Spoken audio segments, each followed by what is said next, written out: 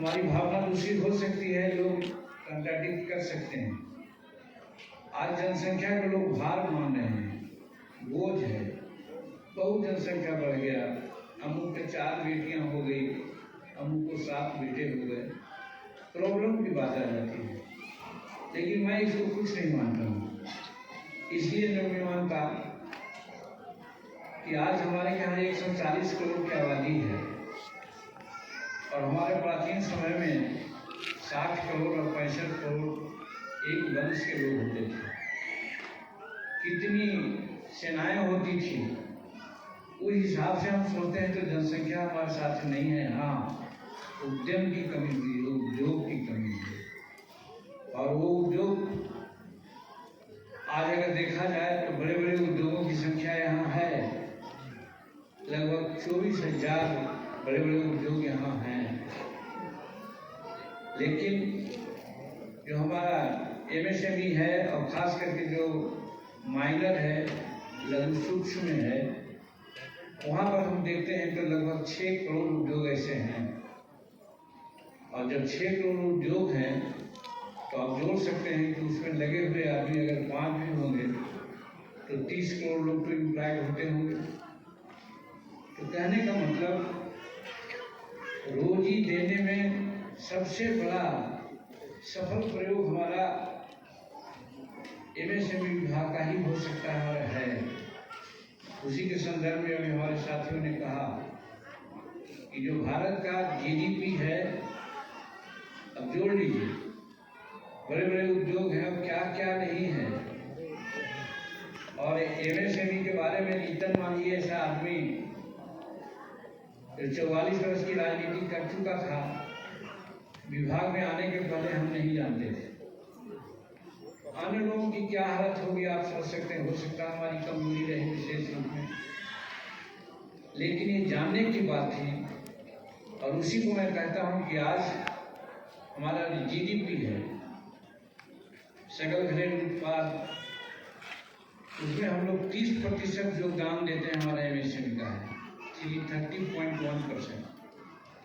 तब जब हम अभी कह सकते हैं हमारे विभाग के लोगों को थोड़ा तकलीफ लग सकता है कि हम अभी बहुत पीछे हैं, हमको बहुत करना चाहिए था, नहीं कर पाए हैं।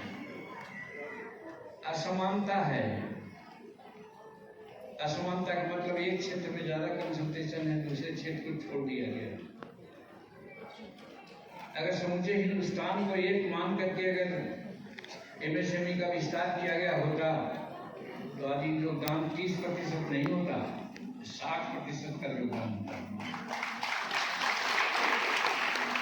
कहने में कभी संकोच है। माननीय राष्ट्रपति द्रौपदी मुर्मू ने भी दुख व्यक्त किया हमसे कि हमारा उड़ीसा को जरा देखिएगा, उनके दिल में दुख है कि वहाँ भी हम लोग बहुत नहीं गए हैं, झारखंड में नहीं किए हैं, बंगाल में नहीं किए हैं, बिहार में नहीं किए हैं, और छोटे छोटे राज्यों में भी नहीं किया है।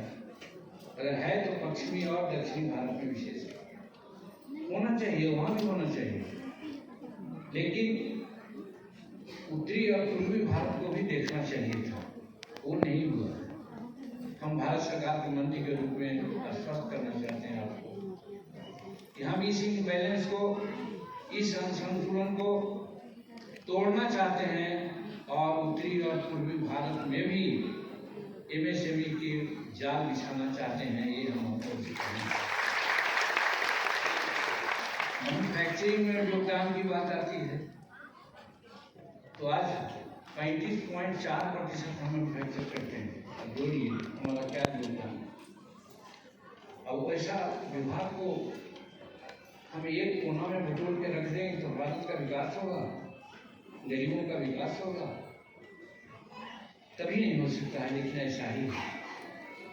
एक्सपोर्ट में भी बात आती है, कहा जाता है कि जिस राज्य का, जिस देश का एक्सपोर्ट ज़्यादा होता है वो समृद्ध माना जाता है, अच्छा माना जाता है। इम्पोर्ट जहाँ का ज़्यादा होता है वो गरीब देश माना जाता है। आज जो भी हमारे देश का एक्सपोर्ट की स्थिति है, विद्वान लोग जानते होंगे, लेकिन एक्सपोर्ट में मेरा योगदान यहाँ है 45.73%। यानी 46% का योगदान हमारा एमएसएमई में है। तो इतना बड़ा विभाग है, इस चीज के लिए हम यहाँ पर आज आए हैं। हमारे विभाग के पदाधिकारी हैं, हमारे माननीय मंत्री हैं, सब पर दिमाग लगा करके हम लोगों ने यही रिक्वेस्ट किया है कि क्षेत्रीय अंतरण को दूर करके हम इस क्षेत्रों में कुछ काम करें। और उसी का एक नमूना है जो आज एक टेक्नोलॉजी सेंटर की बात आती है। अभी हम लोग बोकारो के लिए आप लोगों के सहयोग से अभी उसका उद्घाटन किया, उसका हम लोग जैसे प्रारंभ करेंगे।